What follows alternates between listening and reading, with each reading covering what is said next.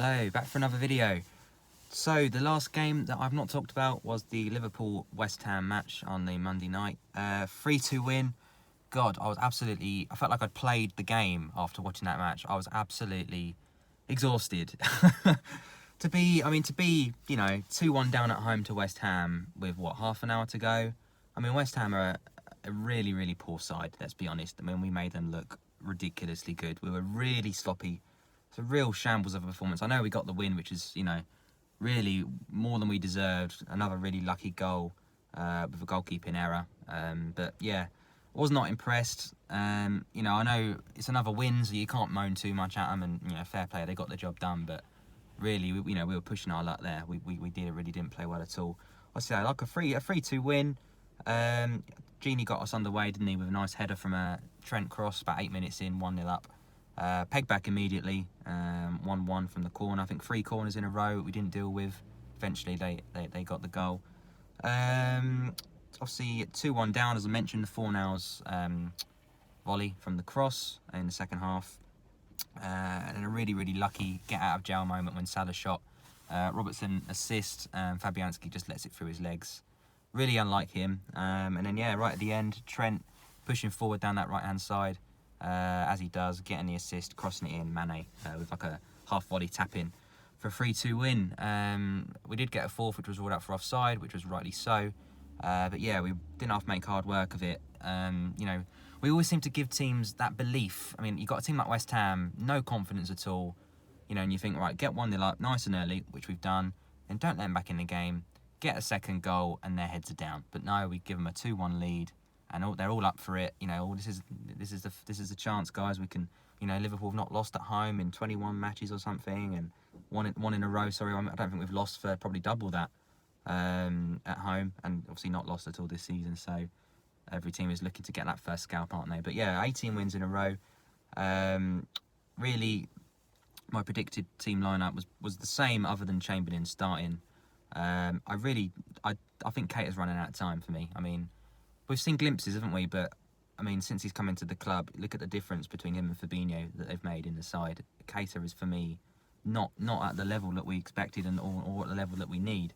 The likes of Lallana and Milner are going to be not playing here and playing a lot less next season. So we really need someone else in there, I think. I mean, Chamberlain can do a job outside of the Henderson, Fabinho and Wijnaldum, but I don't know. I think Keita really, if he doesn't get a game next season or get into the team or get a decent run of good performances, I think he could be probably on his way in 12 months time, 18 months time even.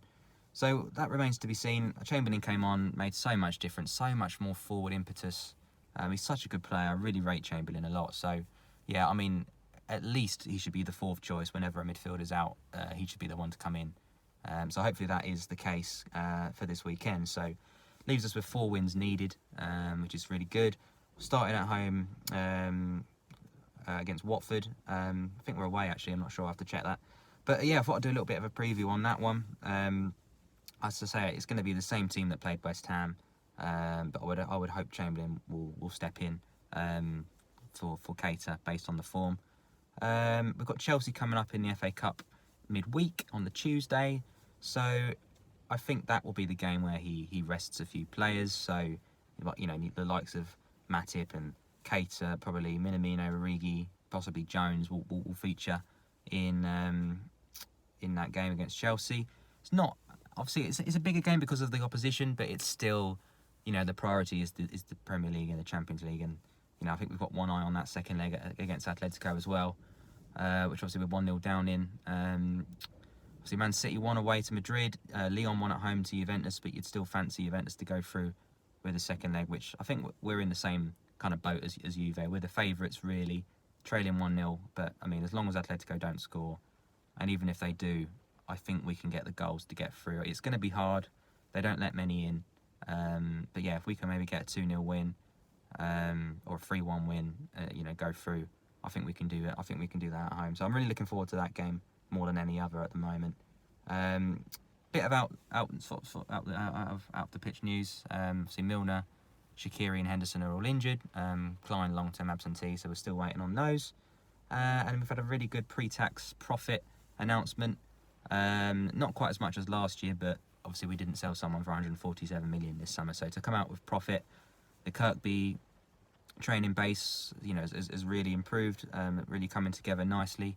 So lots of investment. Obviously, we'd not spent too much on the team, so that's helped in the transfer market to show sort of higher profits. But I would expect us to spend a little bit more in the summer. I can't see us spending anything in free figures. It's not, we've been linked with the likes of Sancho, but, it's not going to happen for me. If it was around the 50, 60 mark, yes, but I don't think Liverpool are going to be spending 100 mil on Sancho, as we can't guarantee him a starting spot. So, I can't see that one. I think Timo Werner's the most likely.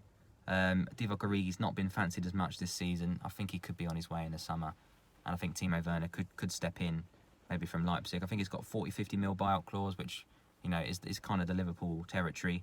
And obviously, but either play him through the middle with Firmino in the 10, if we need a goal a bit more attackive with maybe Gini and a Fabinho, or a Henderson and Fabinho in the midfield sort of 2, or just a bit of rotation through that middle. I mean, when Firmino comes off or out the team, we're not the same, are we? Some people can play through the middle, but I think we could do with another goal-scoring striker, which, as much as I love Bobby, he's not scored enough goals this season. He's not scored at home for 11 months, and that's really not good enough.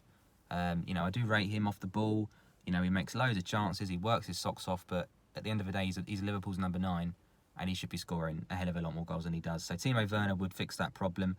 Not necessarily replace Firmino, but a little bit of rotation and just a different sort of option, maybe in a 4-2-3-1. I think Firmino could be a fantastic number 10. So that's all remains to be seen. Obviously, Watford coming up. Funny team.